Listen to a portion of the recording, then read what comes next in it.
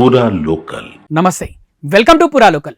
Hamas ప్రయోగించిన వేలాది రాకెట్ల నుంచి ఇజ్రాయెల్ ప్రజల్ని కంటికి రెప్పలా కాపాడిన వ్యవస్థ ఐరన్ డోమ్ ఇప్పుడు అమెరికా ప్రజలను కాపాడేందుకు అంతకంటే అత్యాధునికమైన గోల్డెన్ డోమ్ను సిద్ధం చేస్తున్నారు.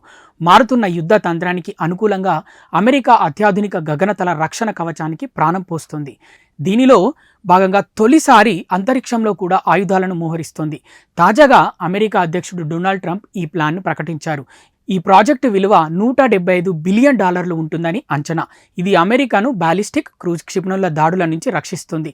గోల్డెన్ డోమ్ వ్యవస్థ భూమి, అంతరిక్షం నుంచి అమెరికా గగనతలంపై ఓ కన్నేసి ఉంచి రక్షణ కల్పిస్తుంది. తమ దేశం వైపు వచ్చే క్షిపణులు, ఇతర ముప్పులను ముందుగానే పసిగడుతుంది. చాలా వరకు అవి టేకాఫ్ అవ్వకముందే లేదా మార్గమధ్యలోనే వాటిని ధ్వంసం చేసే సత్తా వీటికి ఉండనుంది.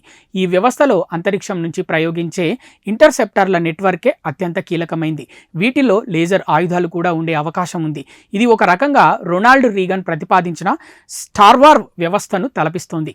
అమెరికా విశాలమైన దేశం కావడంతో అన్ని నగరాలు గోల్డెన్ డోమ్ కింద కవర్ అవ్వాలంటే అంతరిక్షంలో ఇంటర్సెప్టర్లతో ఓ నెట్వర్కే సృష్టించాల్సి ఉంటుందని బ్రూకింగ్స్ ఇన్స్టిట్యూట్లో ఫారెన్ పాలసీ ప్రోగ్రాం పరిశోధన విభాగం డైరెక్టర్ మిషెల్ ఓ హాన్లోన్ అభిప్రాయపడ్డారు. లేజర్లను అంతరిక్షంలోకి పంపడం అంత తేలిక కాదని, అందుకోసం భారీగా ఇంధనం, అద్దాలు, ఇతర సామాగ్రిని పెద్ద మొత్తంలో రోదసీలోకి చేర్చాల్సి ఉంటుందని, ఇది చైనా, రష్యా, ఇరాన్, ఉత్తర కొరియా నుంచి వచ్చే ముప్పులను ఎదుర్కోవడం కోసమే దీనిని సిద్ధం చేస్తున్నారు.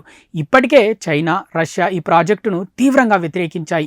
ఇవి తీవ్ర స్థాయిలో అస్థిరతలను సృష్టిస్తాయని, అంతరిక్షాన్ని యుద్ధ క్షేత్రంగా మార్చేస్తుందని ఆయా దేశాలు ఆరోపించాయి. గోల్డెన్ డోమ్కు ప్రస్తుతం $25 బిలియన్ కేటాయించారు. దీని మొత్తం నిర్మాణానికి $175 బిలియన్ ఖర్చవుతుందని ట్రంప్ చెబుతున్నారు. కానీ బడ్జెట్ ఆఫీస్ మాత్రం దీనిలోని సంక్లిష్టతల కారణంగా $500 బిలియన్ అవుతుందని అంచనా వేసింది. దీనిని వచ్చే 3 ఏళ్లలో ఉపయోగంలోకి తీసుకురావాలని ట్రంప్ సూచించారు. ఈ ప్రాజెక్టులో చేరేందుకు కెనడా ఆసక్తిని వ్యక్తం చేసినట్లు ట్రంప్ పేర్కొన్నారు.